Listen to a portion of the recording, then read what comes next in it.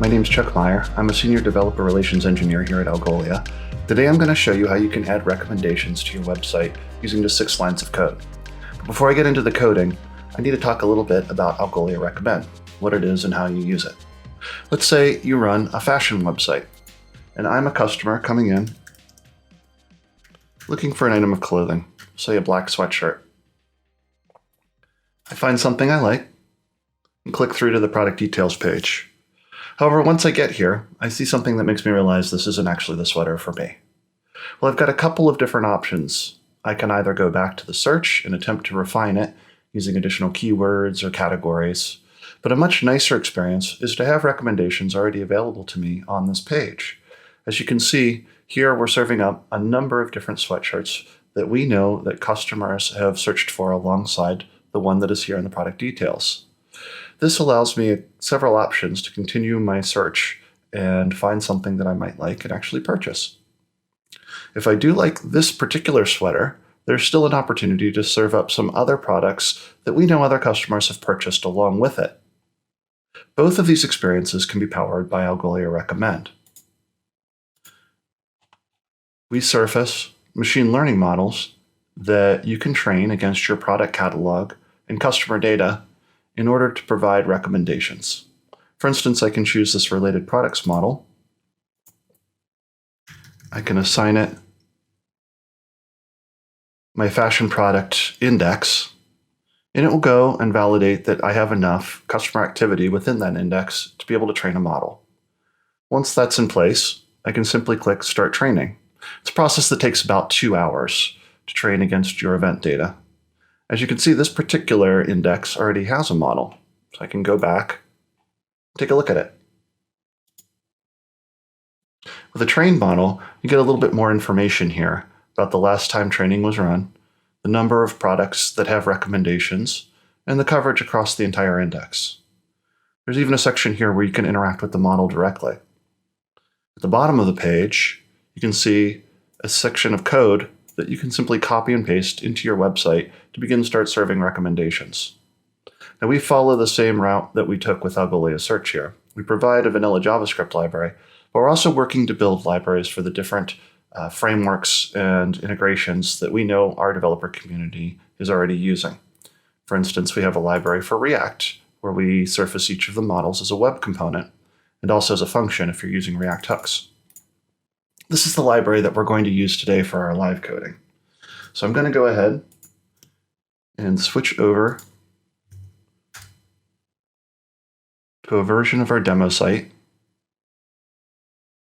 that has all the recommendations stripped out of it. So let's go ahead and put this code alongside our website. So we're going to want to fill in these 3 sections. The first thing we'll do is we'll add related products. But in order to do that, I need to add my related products component. This component needs a few pieces of information. First of all, we need a recommend client in order to connect to the API. This is something that I've actually defined further up in the code, so I'll just go ahead and reference it. Second piece of information we need is the index where the recommendations reside. This is that fashion index that we were looking at earlier, but I can go ahead and pull that out of my configuration here. And then the final piece of information we need is the ID of the object that we're looking to get recommendations for. So here we'll use the product ID, which is the same as what we have up here. So this is enough to actually retrieve recommendations from the API. The last thing we need is a way to actually show them here within our application. So let's go ahead and create an anonymous function here.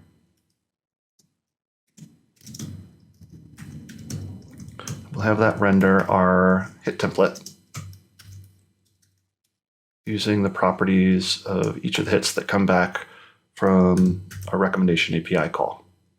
That should be enough to get us up and running with some related products. Now it doesn't look great, so what I can do is go ahead and add in a little bit of styling just to get this on a grid.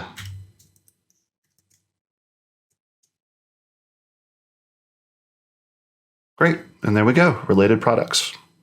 Next section we need to fill in is frequently bought together. Now we actually follow a very similar pattern for each of the model components that we surface.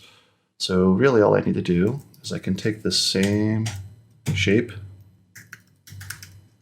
change the component name. We'll go ahead and leave that styling for now. And voila, we have frequently bought together products as well.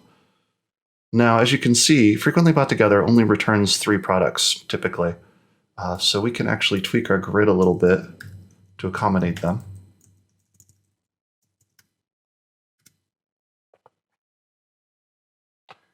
And I may actually put just a little bit more styling on here, just to spruce it up a bit. Put a blue border. So like I said, frequently bought together typically returns 3 products. As you can see, we return quite a bit more for related products, about 30 here, which could be a bit overwhelming for our consumer who's here just kind of looking at this individual page. So we have an opportunity here to refine these a little bit. And we're going to do that in this third category here, related women pullover. So first thing I'm going to do is I'm going to go grab my related products web component again.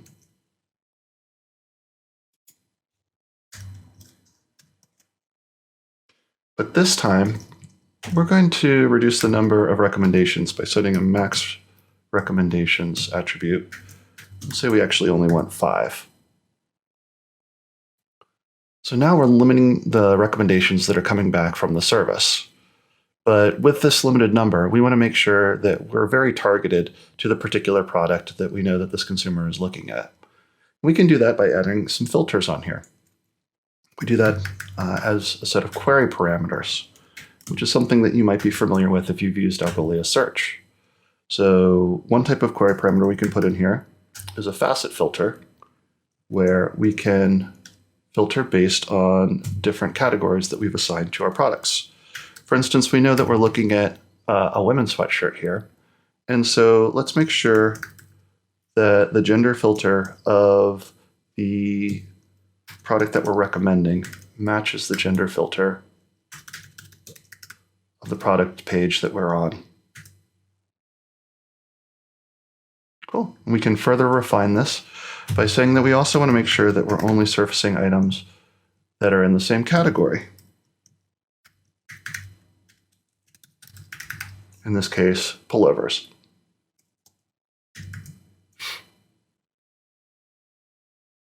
Great. So now we're getting a nice selection here that we know is a little bit closer to the product that we're looking at right now. But we don't just have to refine based on categories. We can do some other things here. Like for instance, say we want to turn this into sort of an upsell opportunity, and we want to make sure that any product that we recommend, the unformatted price is greater than the price of this selected item.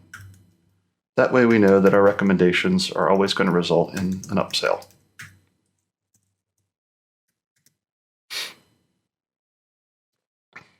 There we go. Now, as you can see, at this point, with all of these filters in place, we've actually reduced our number of recommendations. So we're no longer getting 5, now we're only getting 4. So there's an opportunity here to populate this out to get a full 5 records using a fallback strategy.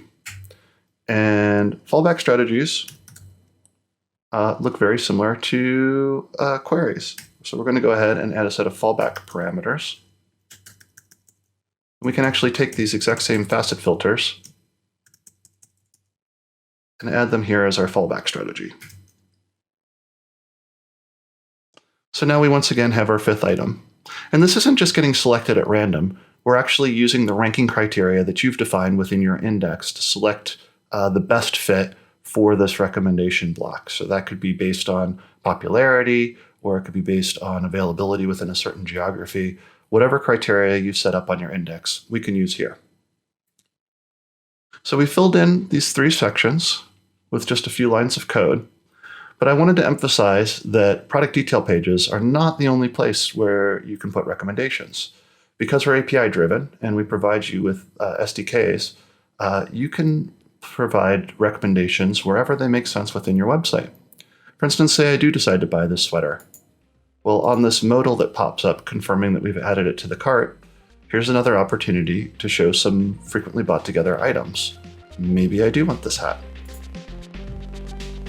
And drilling down further into the cart itself, you can see that we once again have an opportunity to show other items inspired by what's in our cart. Now, this could be a really great opportunity to do something like an upsell to get a customer to a level that provides them with free shipping. Hey, you're only $5 away. Perhaps you want to purchase yet another item here. So those are sort of a few ideas of how you could use Algolia Recommend within your site. If you're looking for more, I would encourage you to check out our Code Exchange.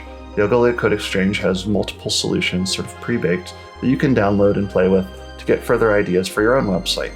A really interesting one involves using Algolia Recommend for follow-up emails that you send to your customers. Thanks for watching and have fun building.